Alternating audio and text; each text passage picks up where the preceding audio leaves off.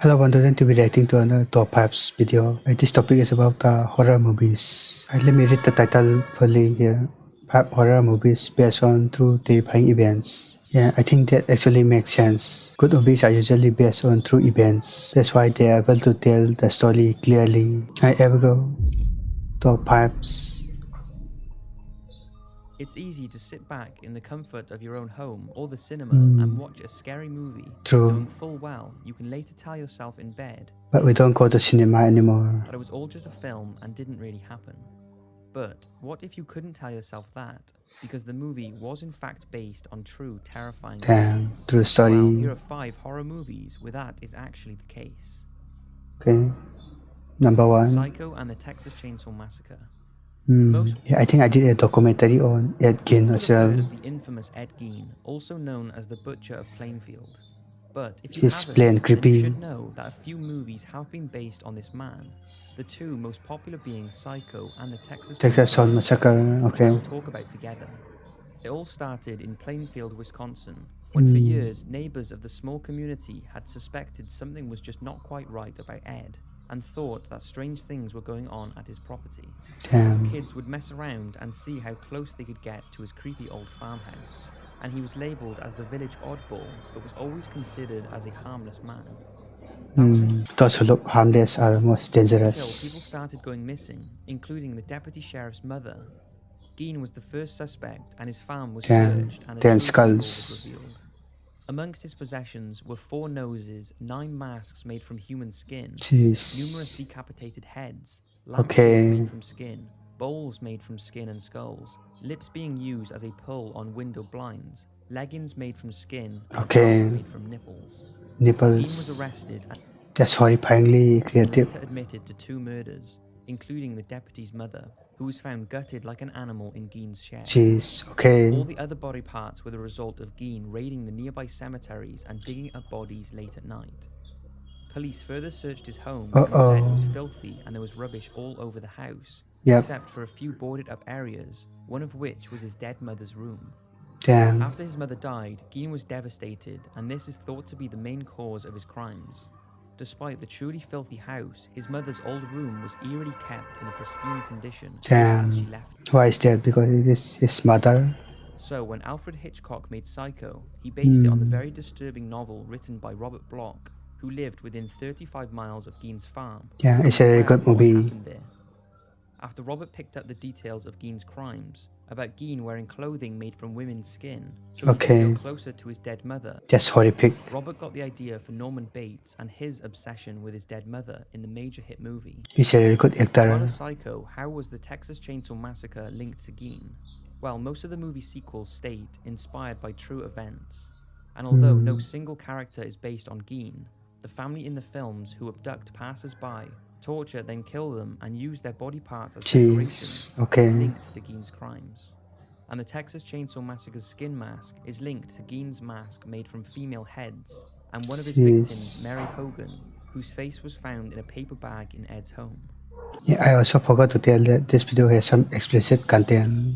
The horrors found in Ed Gein's home are up there as the most disturbing acts ever committed, and unfortunately, the small town of Wisconsin will forever be linked to those horrifying events that I'm sure will continue to inspire future horror movies, books, and documentaries. Next one is The Hills Have Eyes. Wes Craven released a movie called The Hills of Eyes. At the time, it enjoyed moderate success at the box office and has become a cult classic horror movie. I don't think I've seen the original one, but I've seen part 2 or something. Which sparked the remake that most of us will be familiar with in 2006. Oh yeah, I think this is the one. Sequels. The original and the 2006 Hills of Eyes tells the story of a family on a road trip that becomes stranded in an atomic testing zone, miles from anyone and anything. But soon the family find out that the area is in fact inhabited by a deformed cannibalistic Cannibal, intent on making them their next prey. The film that's actually a real story. itself seems too far-fetched to be based on anything that did happen, but it is actually based on Alexander Sawney Bean and his family. Damn. Alexander was born a few miles from the city of Edinburgh, and later went on to become the head of a Scottish clan who lived with around 14 children and 32 grandchildren, all from incest. They all lived in caves Incest. sometime during the 16th and 17th century and had a complete lack of communication with the outside world. During this period, hundreds of people traveling through the area near this cave would often go missing, and Shawnee Jeez. Bean and his family were responsible for this. They would ambush the unsuspecting victims, rob and murder them, then take them back to their cave where they would cut them up and pickle their limbs for future consumption. Jeez. Okay. All in all, That's really he is terrifying. thought to have killed and eaten over 1,000 men, women, and children who Thousands. wandered through their location. But it wasn't just the living they preyed on. It's reported that bodies from graveyards in the Okay, area it's getting too far were now. regularly dug up and the bodies were removed. Most were never found again, but one time 3 were apparently found hidden near the graveyard they had been taken Jeez. from. Why are they eating decomposed body? It's said the bodies were in an undescribable state and had been dumped by the family as they must have been Damn. unable to carry them back to the cave. The Beans' horrendous acts carried on for around 25 years. 25 Finally years. came to an end when the husband of one of their victims managed to escape and alert the authorities. Damn, escape. He's a pretty lucky guy. He pretty much saved all the other The lives. word got all the way up to King James I himself, Hmm. and he led an army to the family's cave, which was hidden during high tide. Damn. And they discovered the true horror of 25 years worth of filthy living and cannibalism. They found body parts hung up like dried beef, Jeez. limbs, and masses of money and jewelry from their victims. Okay. Such outrageous crimes But will they able to use the jewels? demanded an equally outrageous punishment. The men had their manhood cut off and flung into a fire. Okay. Their wives and children had their faces, hands, and legs cut off Deformed. and were left to bleed to death. And then they were all burned in several fires. The whole family were considered mutant monsters due to their Damn. inbreeding, and this is shown in the movie The Hills of Eyes, along with a very similar storyline. Maybe I should watch the movie. So that is the story behind the movie. Now, although some argue the family's existence due to a lack of factual documents, there are many records in notable publications to suggest the family did in fact exist. Number 3. The 2011 film The Rite, starring Anthony Hopkins, The tells Rite. the story of the son of a funeral director I don't think I've seen this who has a one. lack of faith, so is advised to travel to Italy to take an exorcism course in hopes of strengthening his faith in Christianity. Whilst there, he witnesses exorcisms being performed firsthand, but is still not convinced until something takes over one of his mentors and he is forced to perform an exorcism himself. If you think the film isn't scary enough, then the fact it's based on the Matt Baglio book, The Rite, The Making of a Modern-Day Exorcist, Damn. makes it even more terrifying. The book covers the believed real-life events of trainee exorcist Father Gary Thomas and his experiences of working and training in Rome. He was initially skeptical when he was sent to Rome to learn to become an exorcist. Okay. This initial skepticism was soon replaced with the reality of evil as he witnessed Uh-oh. first-hand demonic possession. So he witnessed the demonic possessions there. His mentor in Italy was Father Carmine, and during his apprenticeship, Father Thomas and he attended dozens of demonic battling rites. One particular incident he remembers was a lady called Lisa, who was Lisa. brought in by a worried family members that were concerned about her violent outbursts. Father Thomas said he felt a huge presence in the room as he started to pray. Damn. Lisa's face started to distort, and she started speaking in a different language. She was hissing and spitting and taking on a Okay. strange look. Her eyes were rolling, and as Father Thomas laid Just it image is she terrifying. let out an excruciating scream.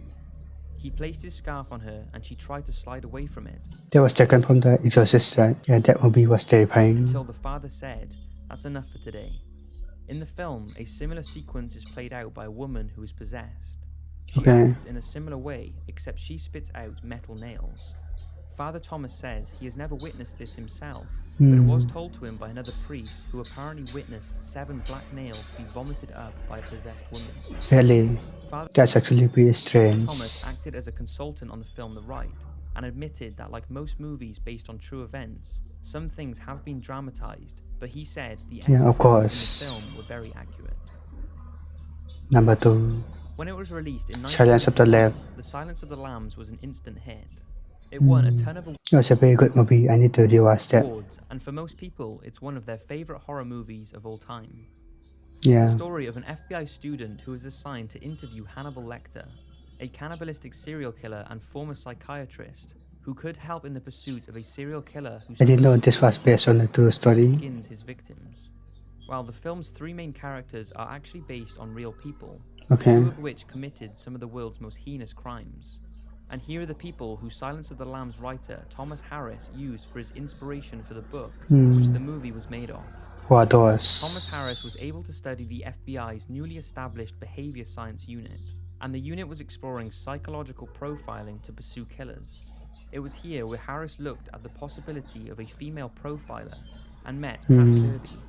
3 years after he met her, Pat became the first female to join the behavior science unit, giving Harris the inspiration for Clarice Starling of the same job role in Silence of the Lambs.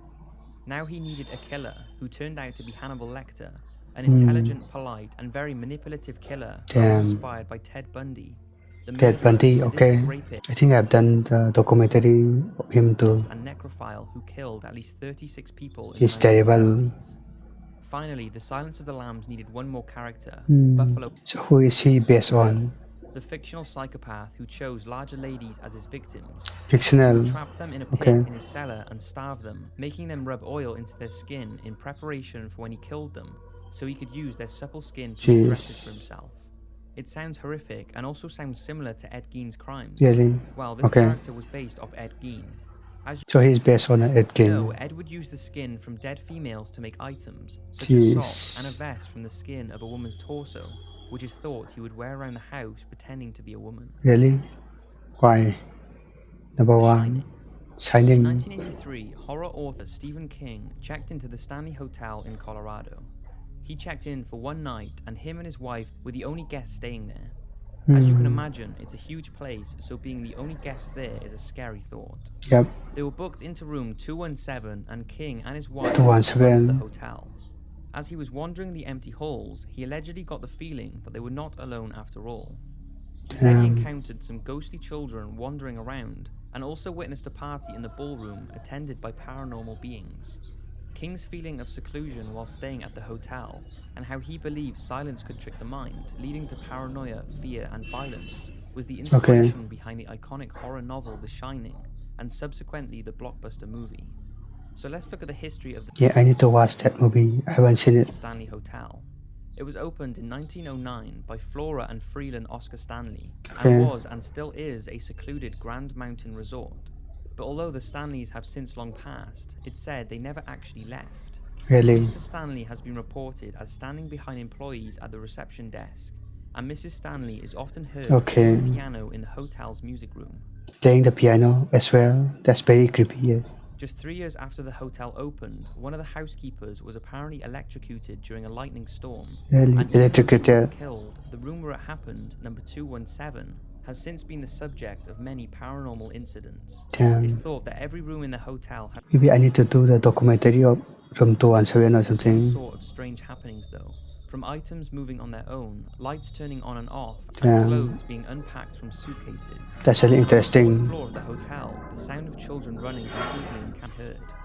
The large ballroom where Stephen King saw the paranormal party is also the place where many workers and guests have heard loud music and talking, only to Damn. find no one there when they have gone to investigate.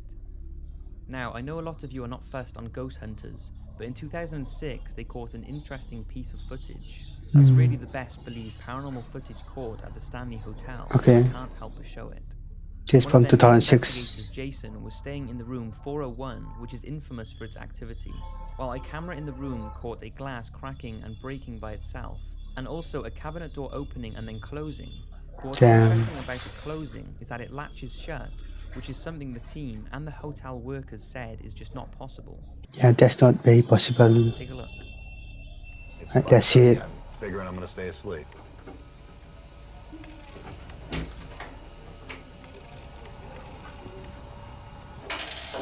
Ooh. As you can see, I'm still trying to wake up at this time, not really sure what's happening. I'm not sure what happened. This glass actually broke. The glass broke? Damn. Wow. That's very intriguing and I interesting. heard the closet open. Closet door is open. I'm gonna put the camera on the table next to me so you guys know. All right. What's about to happen? Uh-oh, the door is shutting. Oh man. Do you want to see that again? Yeah. Oh my god. That's amazing. My hair's standing on end. Did you hear the door latch? Yeah. Damn, that's crazy. Pretty door closed. That's very creepy. You want to head upstairs and try to shut that door and make it latch?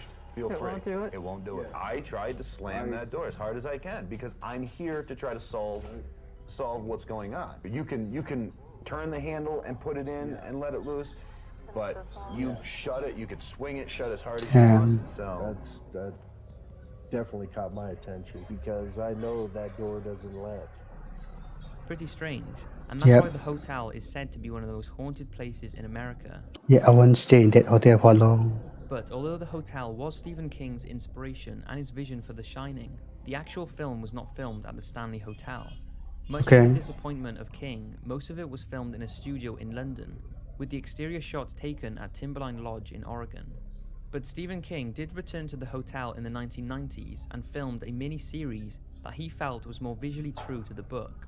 And if Okay. you do ever check into the Stanley, both the film and the mini-series can be viewed on a non-stop loop on the hotel's channel 42, if you are brave enough to watch it in your Damn, non-stop. That's 5, well technically 6 horror movies that are based on true events and people. Damn. Now although some are only loosely based on true stories, it's a terrifying thought nonetheless. Yep. If you're wondering why a few movies didn't make it, such as The Exorcist, The Exorcism of Emily Rose, and Annabelle, that's because I've already Annabelle is very interesting movie and very good talked movie. about them in previous videos. Okay, previous video. Thanks for watching. I hope you Maybe I need to watch some of this video. I guess that's the ending here. I need to watch more of their top 5 videos. They are really well made and interesting to watch. That was a very good video. I enjoyed it. Make sure to subscribe for more top 5s and I'll see you in the next video. Bye.